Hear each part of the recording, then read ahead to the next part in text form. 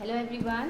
So yesterday we have completed till question number 20 of set A of chapter 16 probability. Yes. So today we are going to start with question number 21. Okay. Question number 21. So let's read question number 21. If P is to Q are the odds in favor, if P is to Q are odds in favor of an event, then the probability of that event is. So क्या पूछा गया आपसे कि P is to Q जो है वो are the odds in favor of an event, then the probability of that event is पूछा गया आपसे. ठीक है, तो इसके लिए आप पेज नंबर 16.38 पर आ जाइए, नॉट 38 सॉरी 16.36 16.36 पर आइए. सी वाला देखिए, the ratio of numbers of favourable events to the number of unfavourable events is known as odd in favour of the event A and its inverse ratio is known as odds against the event A. Okay, तो यहाँ पर मैं simple इसमें यहाँ पे आपको इस फॉर्मूले से समझा देती हूँ. Odds in favour of A, जब भी कहा गया है कि odds in favour of A, तो हमारा क्या हो जाता है, M of M A is to M minus M A. ठीक है, M A is to M minus M A. Okay, अगर इन सिंपल स्टेटमेंट में या सिंपल सेंटेंस में मैं आपसे कहूँ तो फॉर एग्जांपल अगर मैंने आपको दिया है कि let the universal set. Okay, universal set जो है आपका वो 1 से लेके 10 तक है, 1 2 3 4 5 6 7 8 9 10. और ए जो है, सेट ए जो है वो आपका 1 2 3 4 5 तक है. ठीक है, अब मैं कह रही हूँ आपको कि ए डैश फाइंड करो.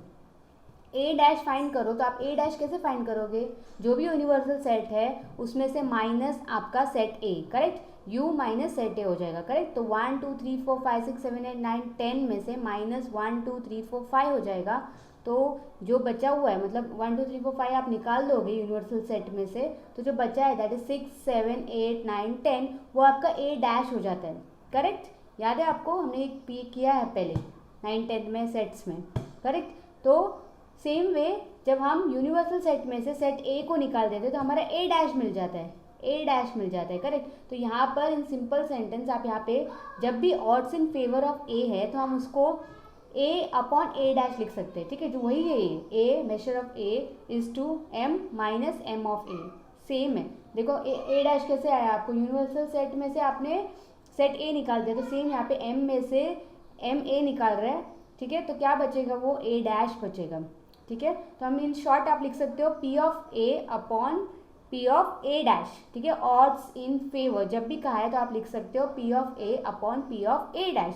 एंड सेम इसका ऑपोजिट इनवर्स हो जाता है जब भी कहा है ऑड्स अगेंस्ट ए. ऑड्स अगेंस्ट ए, जब भी ऑड्स अगेंस्ट ए का है तो हमारा ए डैश अपॉन ए हो जाता है. ठीक है, P of A dash upon P of A. Okay, so now come to the question. अब इस क्वेश्चन में आपको 21st क्वेश्चन में 21th क्वेश्चन में आपको कहा गया if P is to Q are the odds in favour of an event, तो प्रोबेबिलिटी क्या होगी उस इवेंट की. करेक्ट, तो P upon Q is the odds in favour of an event, तो आप लिखोगे कि A upon A dash is equal to P upon Q. ठीक है, सॉरी मैं यहाँ पे लिख के नहीं बता पा रही हूँ आपको, सो आप प्लीज़ लिख के आप देखिए क्या आ रहा है. तो A upon A dash is equal to P upon Q आएगा. Correct, A upon A dash is equal to P upon Q. ठीक है, अब हम जब सॉल्व करने जाएंगे तो हमें क्या फाइंड करना है, प्रोबेबिलिटी फाइंड करनी है. ठीक है, प्रोबेबिलिटी फाइंड करनी किसकी, ए इवेंट की. तो ए की वैल्यू तो हमारी पी है. करेक्ट, हाँ, और टोटल क्या होगा, ए प्लस ए डैश हो जाएगा टोटल, यानी पी प्लस क्यू हो जाएगा टोटल. और हमारा फॉर्मूले में क्या है, ए अपॉन ए डैश, तो हमारा इज इक्वल टू क्या आया, P upon P plus Q. समझ में आ रहा है, ऊपर जो पी है वो हमारा क्या है, ए की वैल्यू, तो हमने ए की जगह पे हमने पी डाल दिया अपॉन.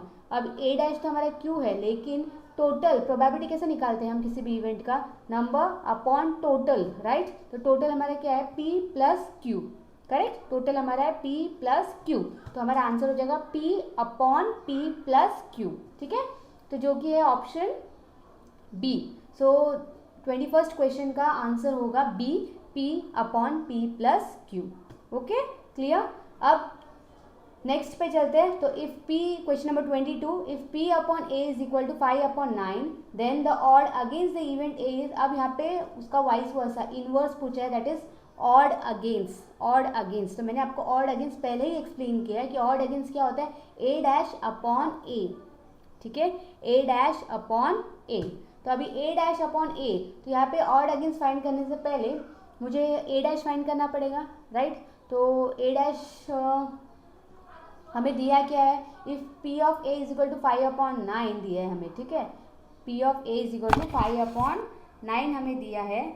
तो हमारा A डैश कैसे आ जाएगा, A डैश फाइंड करने का सिंपल फॉर्मूला ये भी है, जब हमें पूरा यूनिवर्सल सेट नहीं पता होता तो हम क्या फॉर्मूला लगाते हैं, A डैश का is equal to 1 minus P of A, ठीक है, 1 माइनस P ऑफ A। ये आपके पीछे टेक्स्ट बुक में है ये फॉर्मूला, एक बार आप चेक कर लीजिए, ओके। तो 1 माइनस P ऑफ A,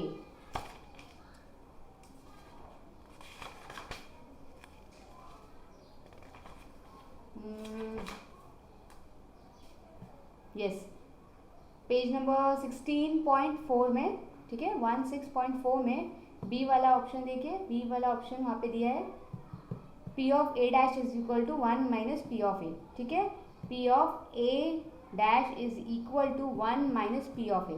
तो P ऑफ A डैश अगर हमें फाइंड करना है तो हम 1 माइनस P ऑफ A कर सकते हैं, ठीक है। तो हम फिर लिखेंगे नेक्स्ट में A dash is equal to 1 minus, अभी हमारा P ऑफ A क्या है, 5 अपॉन 9 है, तो 1 माइनस 5 अपॉन 9 लिखेंगे, ठीक है। फिर डिनोमिनेटर कॉमन लेंगे तो हमारा डिनोमिनेटर 9 हो जाएगा, और ऊपर न्यूमरेटर में क्या आ जाएगा, 1 इंटू 9, 9 माइनस 5, ठीक है, 1 into 9, 9 minus 5 whole divided by 9 आ गया, ओके। तो ऊपर मेरा 9 माइनस 5 कितना आ जाएगा, 4, और नीचे आ जाएगा 9, तो 4 अपॉन 9, तो मेरा A डैश आ गया 4 अपॉन 9, ठीक है। अब यहाँ पर क्या पूछा गया है, क्वेश्चन नंबर 22 है, against the event A is, तो यहाँ पे सिर्फ आपको पूछा then the odds against the event A is, so probability नहीं पूछी, यहाँ पे सिर्फ ऑड्स अगेंस्ट द इवेंट पूछा है। तो odds against the event A क्या होता है, A डैश अपॉन A, तो A डैश अपॉन A हम सॉल्व करेंगे, that is A dash upon A is equal to A dash की value 4 upon 9 whole divided by A की value 5 upon 9, ठीक है। तो 4 upon 9 whole divided by 5 upon 9, जब ये 5 अपॉन 9 अब डिवाइड हो रहा है, जब मल्टीप्लाई होगा तो उसका रेसिप्रोकल हो जाएगा, यस। तो 4 अपॉन 9 इंटू 9 अपॉन 5 आ जाएगा, उल्टा 5 अपॉन 9 का उल्टा 9 अपॉन 5 आ गया, ठीक है। फिर 9 9 गॉट कैंसल्ड, तो बचता है रिमेनिंग इज 4 अपॉन 5, तो 4:5 is your answer for the odd against event A का, तो दैट इज C ऑप्शन, ठीक है। होप समझ में आया। अब मैं वापस यहाँ पे सॉल्व करके नहीं दिखा पा रही हूँ आपको, ठीक है, वो आपको क्लियरली दिखेगा नहीं, सो मैंने ओरली आपको समझा दिया, आप प्लीज़ सॉल्व करके देखिए, answer will be the same, okay. So for question number 22 your answer is option C, 4:5, ठीक है। Hope it is clear. Now next move to the next, if A, B and C are mutually exclusive and exhaustive events, then P of A plus P of B plus P of C equals to what? So equals to what? A option दिया है 1/3, B option दिया है 1, C option दिया है 0, D option दिया है any value between 0 and 1, ठीक है। तो इसके लिए आपको फिर से पेज नंबर 16.13 पे आ जाइए, 16.13, 16.13, ओके। तो यहाँ पे देखिए, similarly 3 events A, B and C are mutually exclusive if probability of A union B union C is equal to probability of A plus probability of B plus probability of C कहा गया है। Next में कहा गया है 2 events A and B are exhaustive if probability of A union B is equal to 1 कहा गया है। Similarly 3 events A, B and C are exhaustive if probability of A union B union C is equal to 1 कहा गया है, correct, yes और no. हाँ, हमें कहा गया है कि 3 events A, B and C are exhaustive कब होंगे, जब probability of A union B union C is equal to 1। और यहाँ पर क्या पूछा गया था, सेम पूछा गया था कि जब if A, B and C are mutually exclusive and exhaustive event, then P of A plus P of B plus P of C will be 1, क्योंकि यहाँ पे आपको दिया है, देखो ए यूनियन, फर्स्ट में देखो A union B union C is equal to P of A plus P of B plus P of C दिया है फर्स्ट इक्वेशन में। दूसरे में तीसरे वाले में कहा है उन्होंने कि P of A union B union C is equal to 1। तो अगर A union B union C is equal to 1 but A union B union C is equal to P of A plus P of B plus P of C, तो in short from 1 and 2 we can write that A P of A plus P of B plus P of C is equal to 1। ठीक है, और यहाँ पे दोनों भी include हुआ है, म्यूचुअली एक्सक्लूसिव भी है और एग्जॉस्टिव भी है। ठीक है, 16.13 पर, करेक्ट। सेकेंड और थर्ड ये हम लेंगे फॉर्मूला तो हमें ये आंसर मिल जाए। Okay, so we will tick for option B, that is 1। Okay, now come to question number 24। If A denotes that a student reads in a school and B denotes that he plays cricket, then तब वो कह रहा है कि A denote कर रहा है कि वो स्कूल में पढ़ रहा है और B डिनोट कर रहा है कि वो क्रिकेट खेल रहा है। ठीक है, तो क्या होगा, तो P A intersection B is equal to 1। B option है P probability I mean A union B is equal to 1, और तीसरा है P A intersection B is equal to 0, और डी है P of A is equal to P of B। तो क्या कौन सा ऑप्शन करेक्ट होगा, तो option correct option will be C, that is probability A intersection B is equal to 0। क्यों, क्योंकि अगर वो रीड कर रहा है स्कूल में तो एट द सेम टाइम वो क्रिकेट कैसे खेल सकता है, it is not possible. Yes, अगर वो पढ़ रहा है तो वो क्रिकेट नहीं खेल सकता, अगर वो क्रिकेट खेल रहा है तो वो पढ़ नहीं सकता। मीन्स इन दोनों का इंटरसेक्शन हम जब करेंगे तो हमें आंसर क्या आने वाला है, 0 आने वाला है, क्योंकि दोनों एक टाइम पर नहीं हो सकते हैं। ठीक है, तो इसीलिए इसका आंसर होगा C, P A intersection B is equal to 0। So C option is the correct answer for question number 24। Okay, now question number 25। Probability B upon A is defined only when, तो probability of B upon A is defined only when, तो B upon A कब define करते हैं, जब कम to page number 16.18 पर आ जाइए। सो questions के साथ साथ एक्सप्लेनेशन भी हो रहा है। ठीक है, तो हम टिक करते जाएंगे और समझ भी लेंगे। ओके, तो देखिए क्या दिया है, 16.18 राइट, 16.18 पेज। यस, थोड़ा सा नीचे आ जाइए, नीचे सेकेंड लास्ट पैरा में देखिए 16.28 कहा गया है, ब्रैकेट में 16.28, हाँ वहाँ पर देखिए is a necessary and sufficient condition for the independence of the two events. In a similar manner, three events A, B and C are known as independent if the following condition holds. तो कब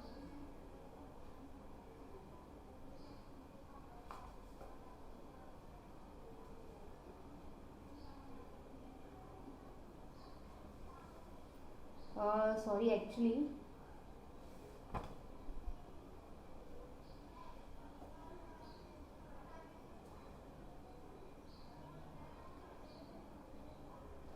sorry 16.18 पर ऊपर का formula देखिए, P B upon A is equal to P B intersection A upon P of A or equal to P A intersection B upon P A दिया गया है, right. Sorry, जो मैंने पहले कहा वो नहीं है, ऊपर वाला फॉर्मूला लेना है हमें for question number 25। Okay, for question number 25 page number 16.18 पर ऊपर वाला formula, first formula that is P probability B upon A is equal to probability A intersection B upon P of A दिया है। ठीक है, अब अगर मैं इसको साथ में लिखती हूँ, probability B upon A is equal to probability A intersection B upon probability A।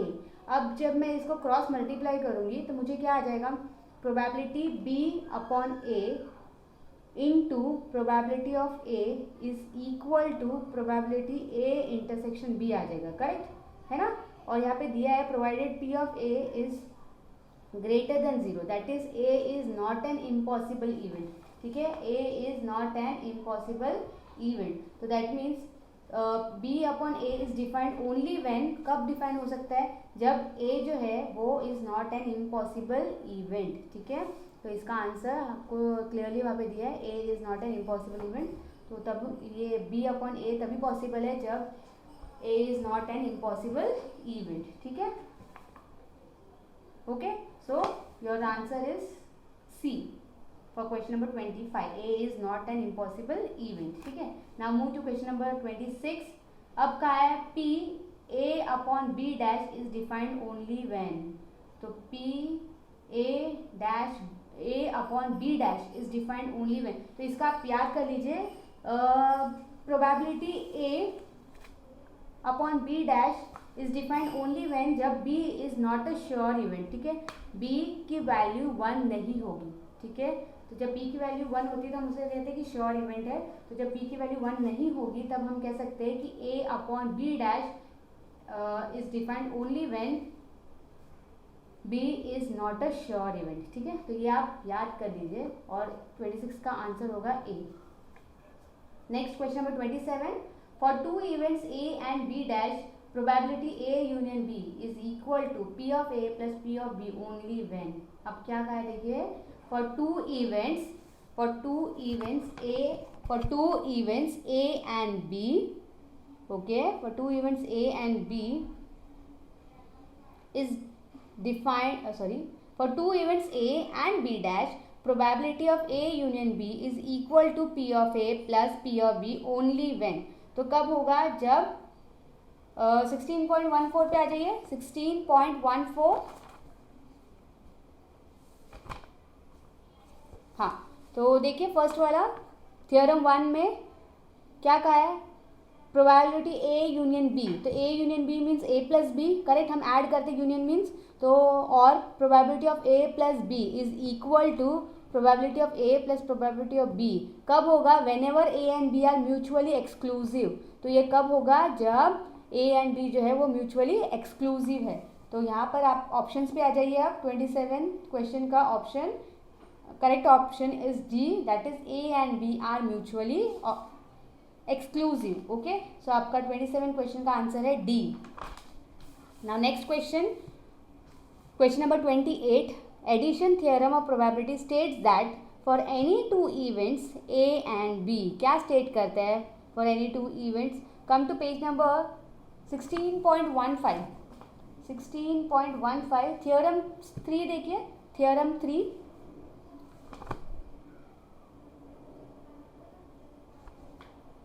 Theorem 3 का फॉर्मूला देखिए, that is P A union B is equal to P of A plus P of B minus P A intersection B. ठीक है, तो ये आपका answer है. Addition theorem of probability states that for any two events A and B.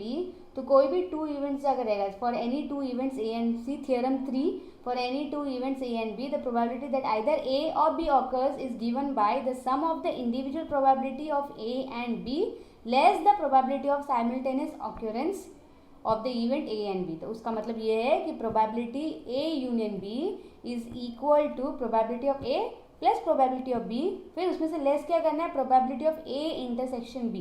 तो ये आपका answer हो गया क्वेश्चन नंबर 28 का. Addition theorem of probability states that for any two events A and B, C option is the correct option. ठीक है, probability of A union B is equal to probability of A plus probability of B minus probability of A intersection B. Okay, okay, now question number 29. For any two events A and B. अब question number 29 में क्या बोल रहा है, for any two events A and B. तो for any two events A and B क्या possible है कि P of A, option A जो है वो P of A plus P of B is greater than P of A intersection B, या B option P of A plus P of B is smaller than P of A intersection B, या C option P of A plus P of B is greater than or equal to P of A intersection B, या P of A into P of B is smaller than or equal to P of A intersection B. For any two, अभी देखिए, for any two events A and B, अगर A and B आप करोगे तो उनका intersection क्या होता है, A एंड B का इंटरसेक्शन क्या होता है, मीन्स जिसमें जितना उसमें सेम वैल्यूज़ है वो हम करते हैं. करेक्ट, इंटरसेक्शन मतलब वही जो दोनों में सेम वैल्यूज़ है. तो उनकी values probability of A plus probability of B से छोटी होगी या इक्वल टू होगी. करेक्ट, फॉर एग्जांपल अगर मैं बोलूँ कि प्रोबेबिलिटी ऑफ A जो है वो 1 2 3 4 5 है और प्रोबेबिलिटी ऑफ B जो है वो 1 2 3 4 5 है, तो A इंटरसेक्शन B क्या आया 1 2 3 4 5, तो probability of A probability of B is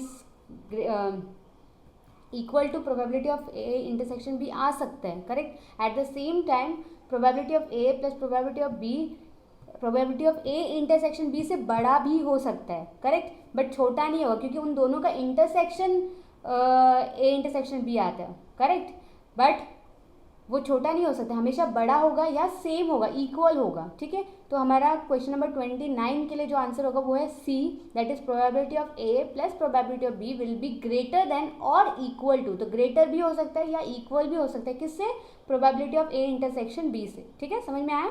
okay, now question number 30, for any two events A and B, अब यहाँ पे फिर से कोई कंडीशन दिए, ए आपको बोला है P of A minus B is equal to P of A minus P of B, B option दिया है P of A minus B is equal to P of A minus P of A intersection B, C option दिया है P of A minus B is equal to P of B minus P of A intersection B, and D option दिया है P of B minus A is equal to P of B plus P of A intersection B, ठीक है। अब इसके लिए page number 16.16 पर आ जाइए, yes 16.16,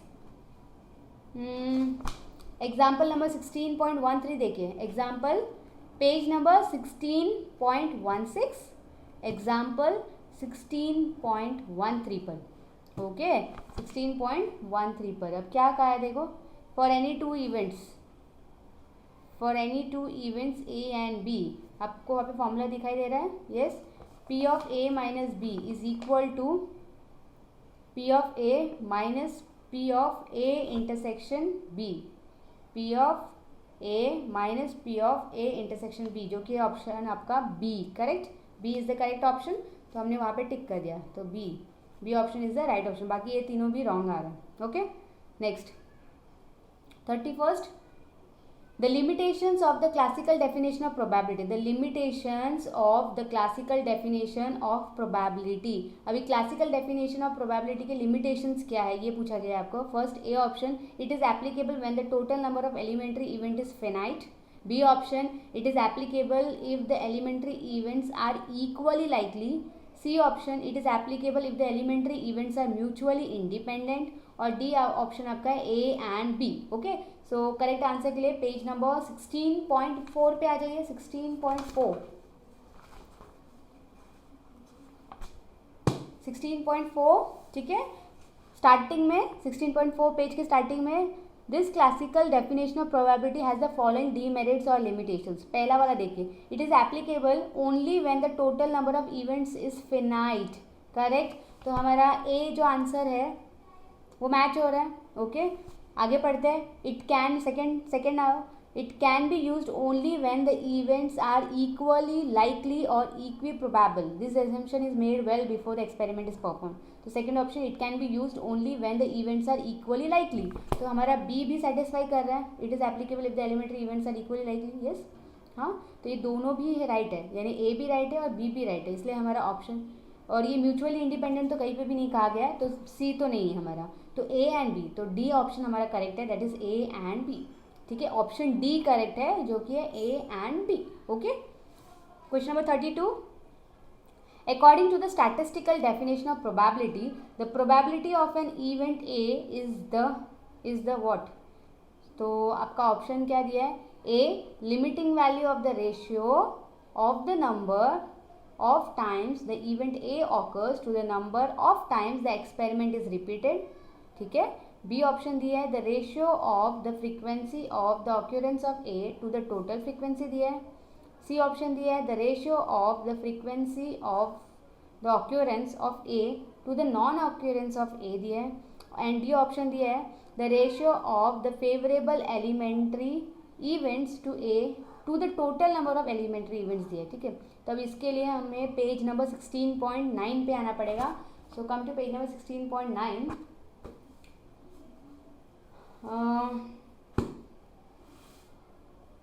yes 16.9, see, let us consider a random experiment repeated a very good number of times, say n, under an identical set of condition. We next assume that an event A occurs f of a times अब ध्यान से सुनिए, then the limiting value of the ratio of F of A to N as N tends to infinity is defined as the probability of A.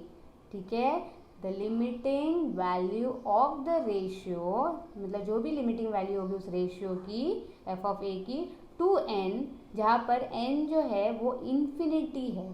ठीक है, तो is defined as the probability of A, जो कि है हमारा option A. C, limiting value of the ratio of the number जो भी था वहाँ पे F of A of times, कितने टाइम्स था, एन टाइम्स जो भी है, the event A occurs to the number of times the experiment is repeated, infinity, repeated मतलब जितने बार भी वो रिपीट होगा, तो इन्फिनिटी हम बता नहीं सकते कि एक बार होगा, दो बार होगा, नहीं बता सकते, तो टिल इन्फिनिटी कितने भी बार वो हो सकता है, तो वो हमारा होगा स्टैटिस्टिकल डेफिनेशन ऑफ प्रोबेबिलिटी। ठीक है, तो 32 का आंसर है A. Okay, now 33, the theorem of compound probability states that for any two events A and B, the theorem of compound probability states that for any two events A and B, option A, probability A intersection B is equal to probability of A into probability of B upon A. Option B, probability of A union B is equal to probability of A into probability of B upon A.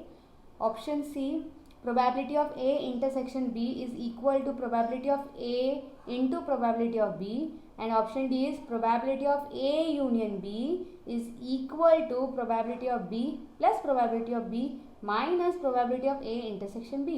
Correct, तो पूछा क्या गया, the theorem of compound probability states that for any two event A and B.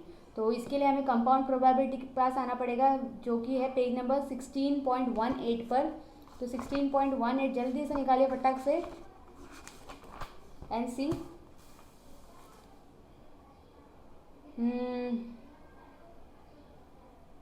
16 point, the theorem of compound probability, yes, theorem of compound probability में, हाँ, नीचे की तरफ second last para में सी, it is necessary and sufficient condition for the independence of two events in a similar manner. Three events A, B and C are known as independent if the following conditions holds. तो condition क्या है, probability of A intersection B is equal to probability of A into probability of B. Okay, जो कि है हमारा answer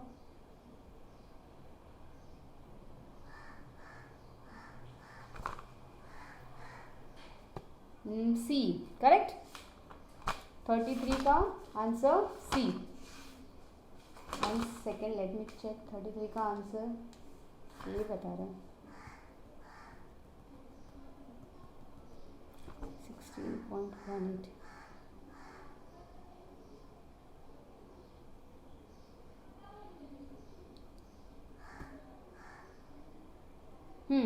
actually यहाँ पर एक तो ये कंडीशन भी है, सेटिस्फाई कर रही है वो प्रोबेबिलिटी ऑफ, ओके, ये तो सिर्फ कंडीशंस बताइए उसने, P of A intersection B is equal to P of A into P of B होनी चाहिए जब वो इंडिपेंडेंट हो तो, बट हमें यहाँ पे क्वेश्चन में थियरम पूछा था, theorem of compound probability states that for any two events A and B, है ना। तो थियरम के हिसाब से जो ऊपर वाला फॉर्मूला है, P of B upon A is equal to P of A intersection B upon P of A, correct. इस फॉर्मूला को हम लेके अगर ये फॉर्मूला अगर हम लेते हैं, P of B upon A is equal to P of A intersection B upon P of A, और फिर उसको क्रॉस मल्टीप्लाई करते हैं, तो हमारा P of B upon A into P of A हो जाएगा, is equal to P of A intersection B बच जाएगा। ठीक है, जो कि हमारा आंसर है, तो that is P of A intersection B is equal to P of A into P of B upon A. समझ में आया? जो फॉर्मूला है वो फॉर्मूला लिखना है, P of B upon A is equal to P of A intersection B upon means whole divided by P of A, correct. Then cross multiply इसको जब करोगे तो P of B upon A into क्या आ जाएगा, P of ए आ जाएगा, जो यहाँ पे डिवाइड हो रहा है वो उस साइड जाके मल्टीप्लाई हो जाएगा, और यहाँ पर क्या बच जाएगा, P of A intersection B बच जाएगा, करेक्ट। तो दैट मीन्स अब आंसर इज क्वेश्चन 33 का A option, option A 33 question का ए ऑप्शन है, जो कि है P of A intersection B is equal to P of A into P of B upon A. ठीक है, जो हमारा मैंने जब स्टार्टिंग में बताया था कि P of A intersection B is equal to P of A into P of B, वो हमारी कंडीशन है। ठीक है, जो नीचे दिया है वो हमारी कंडीशन है, ताकि ए बी सी जो है वो इंडिपेंडेंट है कि नहीं वो पता करने, बट एक्चुअल थ्योरम के हिसाब से फॉर्मूला ये आएगा। Okay, now question number 34, if A and B are mutually exclusive event then, तो ये याद रख लीजिए, अगर ए एंड बी अगर दिया है आपको म्यूचुअली एक्सक्लूसिव, तो हमारा P of A is equal to P of A minus B होता है हमेशा। ठीक है, तो ये आप याद रख लीजिए। तो इसका आंसर है option A, P of A is equal to P of A minus B. ठीक है, नेक्स्ट 34 का, ठीक है, next 35, if P of A minus B is equal to P of B minus A. अब यहाँ पे क्या दिया 35 question, if P of A is equal to A minus B is equal to P of B minus A, तो then the two events A and B satisfy the condition. तो satisfy कौन सी condition होती है ये हमें पूछी गई है। ठीक है, तो इसके लिए आप पेज नंबर 16.16 पर आ जाइए। 16.16,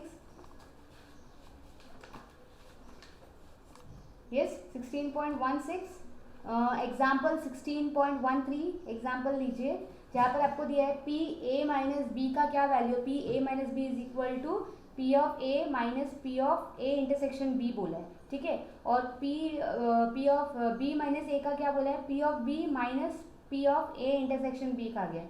अब आप अपने नोटबुक में ये दोनों भी फॉर्मूला लिख लीजिए, मतलब P of A minus B is equal to P of B minus A, फिर P of A minus B के नीचे उसका वैल्यू जो कि P of A minus P of A intersection B is equal to P of B minus A का P of B minus P of A intersection B लिख लिया।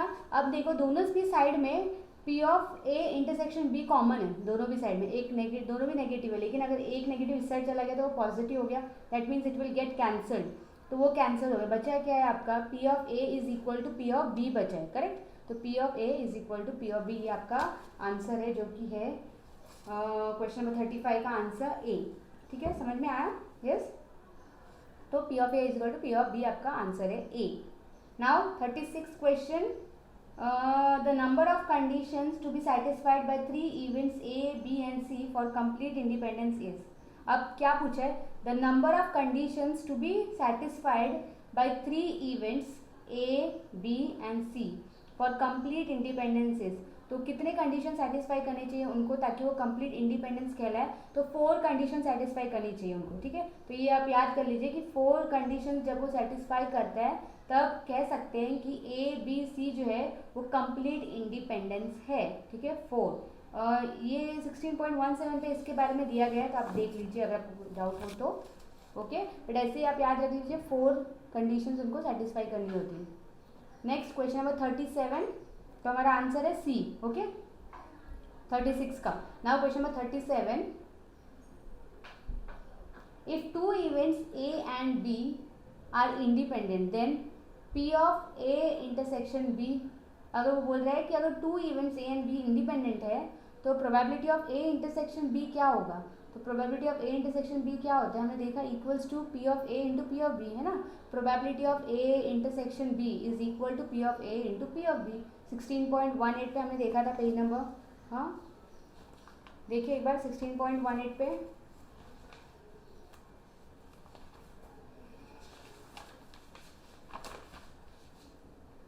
जो नीचे मैंने कहा था इंडिपेंडेंट अगर होंगे तो कौन से कंडीशन सेटिस्फाई करनी चाहिए।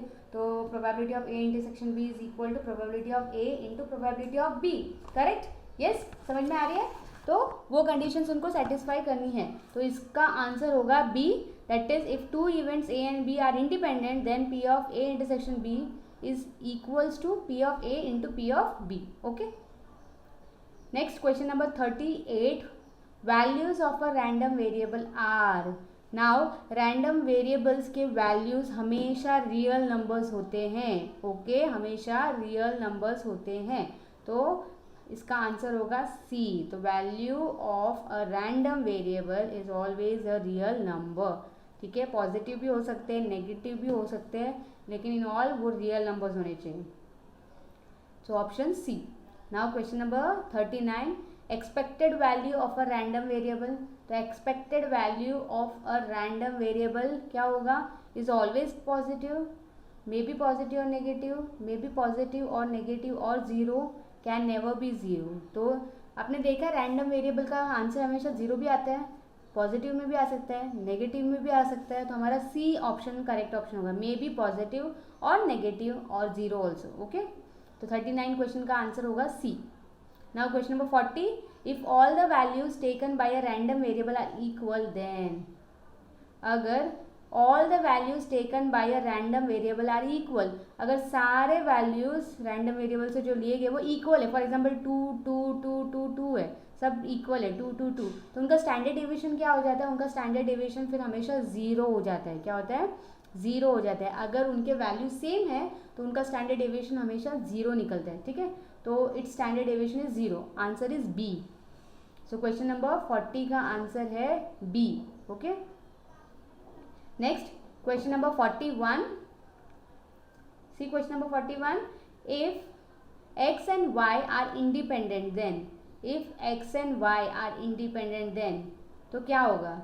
ई that is expected value of x y is equal to expected value of x into expected value of y.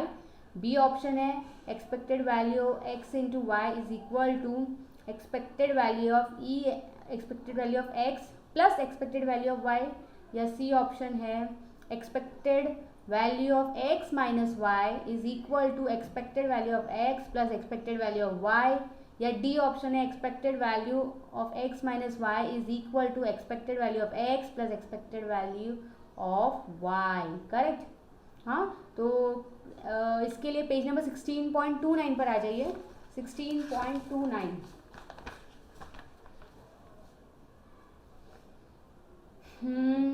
16.29 पे, हाँ 16.29 में देखिए वो ऑरेंज कलर के box properties of expected values दी गई है। 16.29 नीचे की तरफ प्रॉपर्टीज ऑफ एक्सपेक्टेड वैल्यू, उसमें की फोर्थ प्रॉपर्टी देखिए। Fourth property, expectation of the product of two random variable is the product of the expectations of the two random variables provided the two variables are independent. तो कहा गया है अगर independent है x and Y तो उनका product जो आएगा वो एक्सपेक्टेड वैल्यू उनके पर्टिकुलर इंडिविजुअल प्रोडक्ट का, इंडिविजुअल नंबर का प्रोडक्ट होगा। ठीक है, for example E X Y is equal to E of X into E of Y.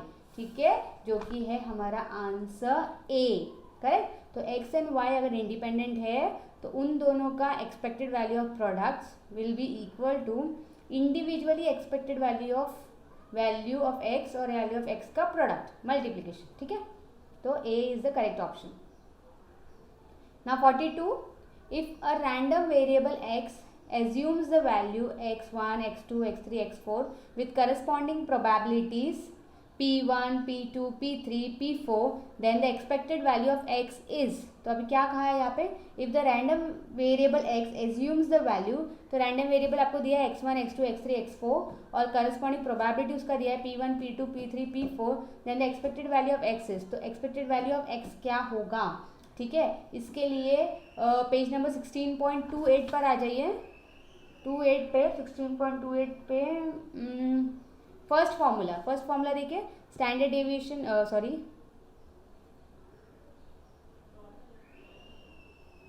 हाँ first formula, expected value of X is equal to sum of P I into X I. Correct? First formula 16.41 formula. हाँ, E X is equal to sum of P I X I, यानी आप P I X आई करोगे और उनका addition करोगे तो P one x one, ठीक है, मल्टीप्लाई होगा, plus P two into x two plus P three into x three plus P two into x four P four into x four plus P five into x five. तो ऐसे उनका multiplication फिर addition, फिर multiplication फिर addition. ठीक है, तो ये आ जाता है आपका आंसर। ए देखिए P1 plus P2 plus P3 plus P4 है तो ये तो नहीं है। बी है X1 P1 है प्लस X2 P3 है तो x2 के साथ क्या आना चाहिए, p2 ही आना चाहिए, तो ये भी नहीं है। सी ऑप्शन है p1x1 फिर प्लस p2x2 फिर प्लस p3x3 फिर प्लस p4x4, तो ये करेक्ट आंसर है, करेक्ट। और डी नन ऑफ दिस, तो वो भी नहीं है। तो हमारा करेक्ट आंसर 42 का है सी। ओके, समझ में आया। फॉर्मूला देखिए क्या है, ई एक्स का फॉर्मूला है पी आई इंटू एक्स आई, और उनका summation of P I X I means P one into x one plus p2 into x two plus p3 into x three, इस फॉर्म में आना चाहिए। Okay, next question number 43, f of x the probability mass function of a random variable x satisfies। तो क्या बोला है, f of x the probability mass function of a random variable x satisfies। तो random variable का page number 16.27 पर आ जाइए, 16.27 पर see random variable probability distribution का हाँ, नीचे नीचे की तरफ देखिए, probability distribution of head when a coin is toss thrice, जो बॉक्स दिख रहा है उसके नीचे, there are cases when it is possible to express the probability p as a function of x। ठीक है, in case x is a discrete variable and if such a function f of x really exist, then f of x is known as probability mass function, that is PMF of x। f of x then must satisfy the condition। तो कौन सी condition satisfy करनी चाहिए, first देखिए, f of x should be greater than or equal to 0, ये एक first condition है। दूसरी condition, summation of f of x is equal to 1। ठीक है, summation of f of x is equal to 1, तो ये दो कंडीशन सेटिस्फाई होनी चाहिए। तो देखिए ये दो कंडीशन किस में आ रही है, 43 में देखिए, first f of x is greater then 0 बोला, लेकिन इक्वल टू नहीं बोला, तो हमें greater than or equal to दोनों भी चाहिए, तो ये तो नहीं होगा। बी में f of x is equal to 1 दिया है, बट ये भी सिंगल दिया है, तो ये भी नहीं होगा।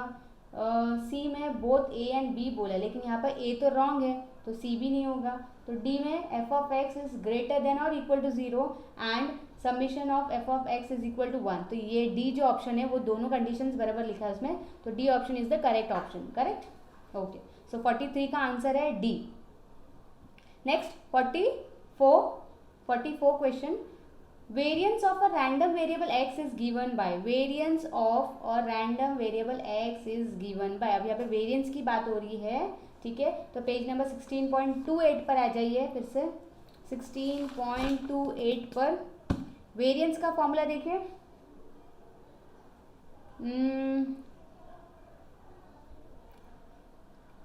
Fourth formula I think, variance of x to be denoted by standard का स्क्वायर इज गिवन बाय, दिया है ना वहाँ पे 16.44, राइट, 16.44 वाला फॉर्मूला।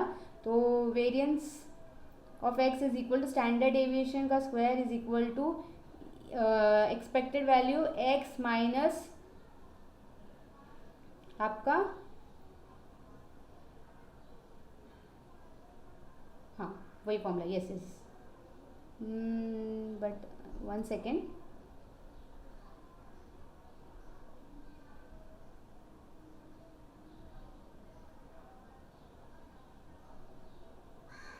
हाँ करेक्ट, वही फॉर्मूला है। तो variance of x is equal to standard deviation का square is equal to expected value of x minus U का होल स्क्वायर। ठीक है, जहाँ पर इन शॉर्ट आप दूसरा उसको क्या लिख सकते हो, ई ऑफ एक्स स्क्वायर माइनस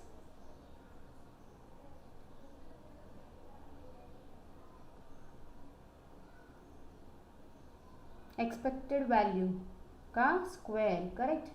तो यहाँ पर आपका आंसर में देखिए कहाँ पर दिया, ये दोनों भी आने चाहिए आपके, दोनों भी सेटिस्फाई होने चाहिए। 44 question, variance of a random variable x is given by option A E of x minus expected value का होल स्क्वायर, तो ये तो राइट है, ए ऑप्शन राइट है। बी ऑप्शन देखिए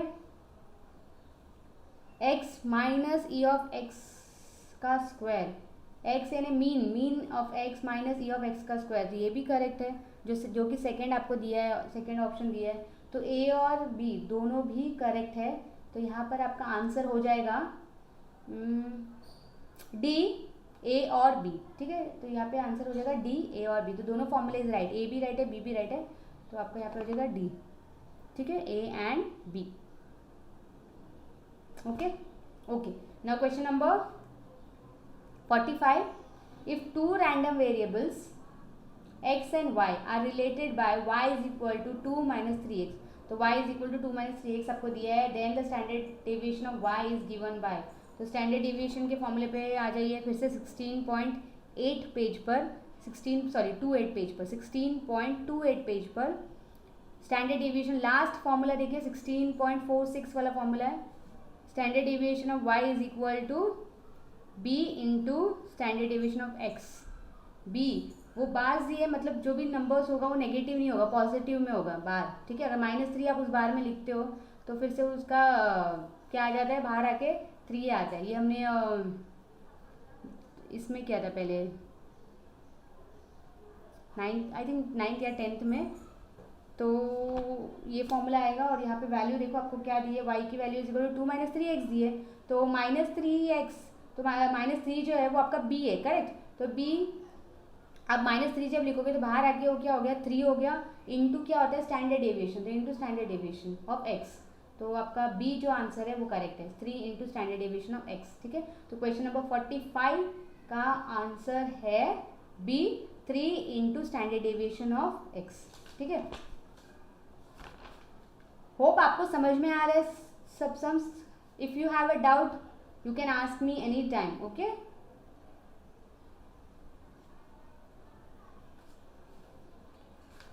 okay, now 46. so up to 45 we have completed. Hope कि सारे के सारे आंसर जो है आपको क्लियर होंगे. ठीक है, 46 से 55 हम नेक्स्ट लेक्चर में करेंगे. तो यहाँ तक आप प्रैक्टिस कीजिए और कुछ डाउट है तो प्लीज़ आस्क मी. ओके.